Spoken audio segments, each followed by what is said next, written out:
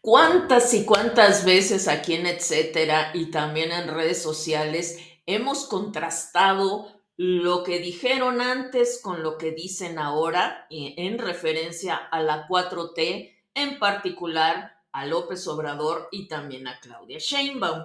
Bueno, pues esto que está ocurriendo con la reforma judicial es muy, muy buena ocasión para recordar una nota que se divulgó en septiembre de este año, pero que pasó prácticamente desapercibida por la vorágine del cambio de gobierno y que hoy un abogado en X recuerda. Y nos referimos específicamente a cuando López Obrador, como presidente de Morena, pidió a la Suprema Corte, específicamente a la ministra Norma Piña, que echara para atrás una reforma judicial porque iba en contra de los derechos humanos y argumentó que la Suprema Corte sí tenía facultades y obligación de corregirle la plana a lo hecho por el Poder Legislativo.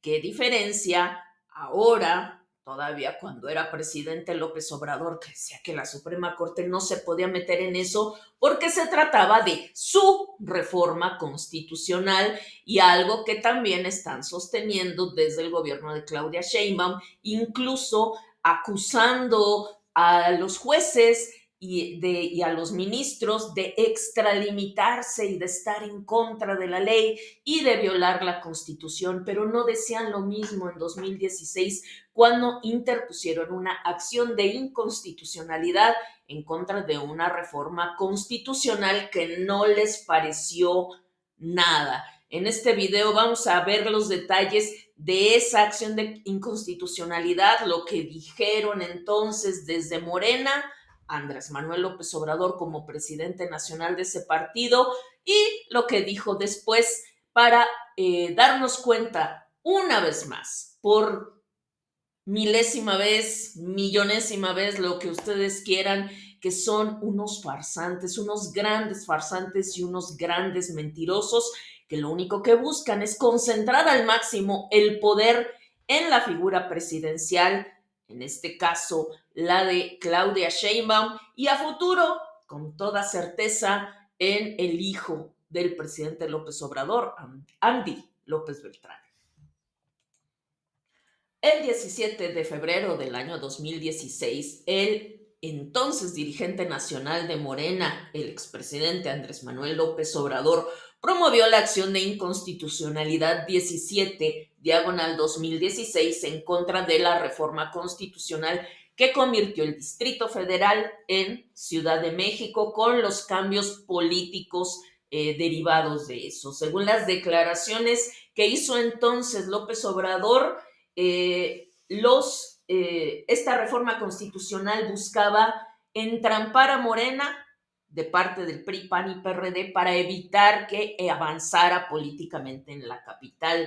Y de acuerdo con los registros de la Suprema Corte, uno de los argumentos de López Obrador como dirigente de Morena fue que el poder reformador de la Constitución no tiene competencia para contradecir al constituyente, es decir, que el poder legislativo no podía ir en contra de lo que estaba establecido originalmente en la Constitución de 1917. Si bien el Congreso de la Unión dijo y las legislaturas locales tienen la atribución de reformar la Constitución, y abro comillas, no pueden sustituirla, modificarla, limitarla ni destruirla en cuanto a sus ejes esenciales o principios fundamentales, ni tampoco violar derechos humanos y políticos, que es algo que hemos estado diciendo de muchas maneras y en muchas ocasiones, que no importa cuál sea la mayoría, si es abrumadora o no,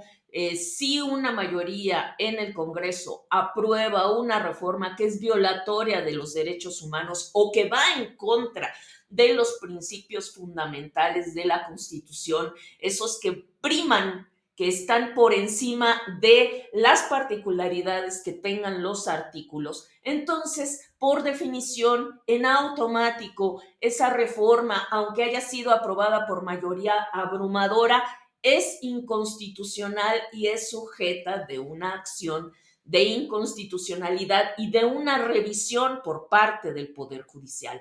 Pero la reforma que está impulsando Claudia Sheinbaum, la que se aprobó en el Senado el fin de semana pasado, tiene como objeto que, sea lo que sea que apruebe la mayoría morenista en la Cámara de Diputados y de Senadores, sea inviolable y la gente no pueda ampararse en contra de cualquier reforma o cualquier adición. Pero el propio López Obrador dijo que esto no puede ser, que si cualquier reforma o adición contraviene los derechos humanos o los principios constitucionales, es obligado inconformarse, y él mismo se inconformó por los motivos que él consideró en su momento. Él consideró que era lesivo para sus intereses y también contrario a la Constitución que el Distrito Federal se convirtiera en Ciudad de México porque venían muchos cambios políticos, y se aceptó su recurso. Nadie le dijo, oye, no te puedes inconformar en contra de una reforma constitucional. Ya que procediera la queja era otra cosa. Pero aquí de lo que se trata es que el gobierno de Claudia Sheinbaum dice que el mero hecho de interponer una queja en contra de una reforma constitucional ahora es ilegal. Ahora veamos qué más pasó en ese momento. Según el recurso presentado, eh, López Obrador decía que se debió realizar una consulta popular a los ciudadanos del extinto Distrito Federal para preguntarles si estaban de acuerdo o no con la modificación que transformó el Distrito Federal en Ciudad de México. También se inconformó con la reforma cuando se permitió a los titulares del Ejecutivo Federal y local designar a cierto número de integrantes de la Asamblea Constituyente que redactó la Constitución de la Ciudad de México. La facultad del presidente de la República, que entonces era Enrique Peña Nieto, y el jefe de gobierno, que era entonces Miguel Ángel Mancera, para designar a integrantes de la Asamblea Constituyente, dijo, y abro comillas, afecta el principio fundamental del federalismo, así como el de la división de poderes, e incurren en responsabilidades como servidores públicos por violaciones a la Constitución y a su forma de gobierno. Es decir, que claro que un legislador puede violar la Constitución aun cuando el procedimiento legislativo haya sido formalmente correcto. Es decir, tuvimos votos de mayoría, no por eso una reforma se convierte en constitucional, simplemente es mayoritaria. Y ellos en Morena, como son unos farsantes, están queriendo blindarse para que aprueben lo que aprueben, todo sea inamovible. Pero ellos, cuando fueron oposición, se quejaron de lo mismo e intentaron echar para atrás reformas que no les convenían bajo el argumento de la inconstitucionalidad, y recurrieron a la propia Suprema Corte de Justicia. De hecho, el documento en cuestión viene de la ponencia de la ministra Norma Piña, que entonces no era presidenta de la Corte. Y para mayor claridad quiero compartirles un hilo en X que publicó el abogado José Mario de la Garza, y le doy lectura a varios de sus tweets. Resulta que en 2016 AMLO, como presidente de Morena, presentó una acción de inconstitucionalidad en contra del decreto de reforma constitucional que transformó el Distrito Federal en la Ciudad de México. ¿Y saben qué? Los argumentos que usó en el recurso de reclamación que interpuso en contra del desechamiento de la acción de inconstitucionalidad son los mismos que hoy le molestan tanto al oficialismo respecto a su reforma de supremacía constitucional, e incluso un falso debate, según lo que dijo Gerardo Fernández Noroña. Acá les cuento la finísima argumentación constitucional que el expresidente expuso para lograr que se admitiera su acción de inconstitucionalidad en contra de una reforma constitucional, y lo pone él en mayúsculas. Pues empezamos fuerte y con todo. En su primer agravio, AMLO argumentó que la Suprema Corte sí era competente para conocer de una acción de inconstitucionalidad en contra de una reforma a la Constitución, pues tenía el deber de ejercer dos cosas: control de constitucionalidad y control de convencionalidad sobre normas que violaran derechos humanos de contenido político. Hay que resaltar que ese mismo control de convencionalidad es el que pretendían eliminar al cambiar el artículo primero de la Constitución. Ustedes recuerdan que eso lo cambiaron la semana pasada, es decir, rechazaron, o más bien se retractaron de querer reformar el artículo primero. Y sigo la lectura. El segundo agravio es una joya, pues como saben, el oficialismo se llena la boca con la famosísima fracción del artículo 61 de la Ley de Amparo. Hasta Claudia Sheinbaum la ha mencionado varias veces. Pues, ¿qué creen? Dice el abogado. AMLO argumentó que las causales de improcedencia de la ley reglamentaria del 105 constitucional y los criterios aislados de la Suprema Corte que impedían la admisión de su acción habían quedado derogados debido a la reforma constitucional en materia de derechos humanos del año 2011, por lo que se debían inaplicar en este caso concreto. Raro que en 2016 el expresidente hubiera sido tan fan del control de constitucionalidad y de la reforma de derechos humanos. El tercer agravio definitivamente es el jaque mate de todo el asunto.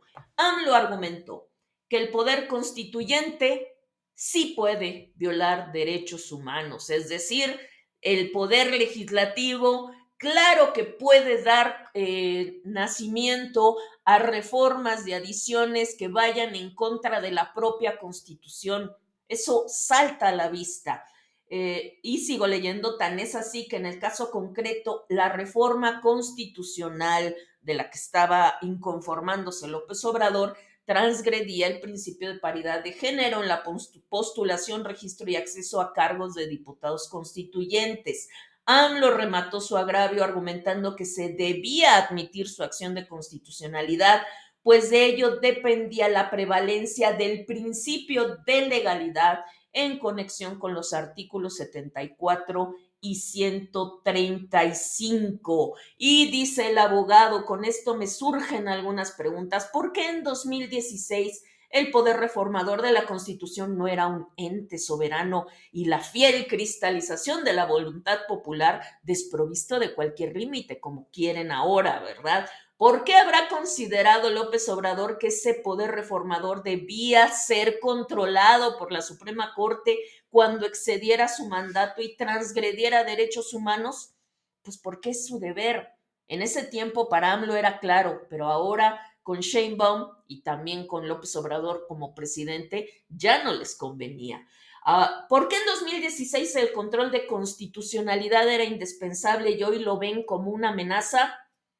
Porque no se les ocurrió en ese momento elevar a rango constitucional la fracción primera del artículo 61 de la Ley de Amparo. Pues la respuesta es obvia, porque como oposición les convenía tener herramientas para inconformarse contra cualquier reforma constitucional que consideraban lesiva para sus intereses, pero como poder, como gobierno, como grupo que quiere instaurar una dictadura, están dedicados a destruir todo aquello que represente un contrapeso. Les repito el nombre del abogado, por si ustedes quieren buscarlo en la plataforma X, José Mario de la Garza. En ese hilo de tweets se explica muy bien y demuestra una vez más, porque pruebas hay cientos, que la 4T, Andrés Manuel López Obrador y Claudia Sheinbaum son una bola de farsa.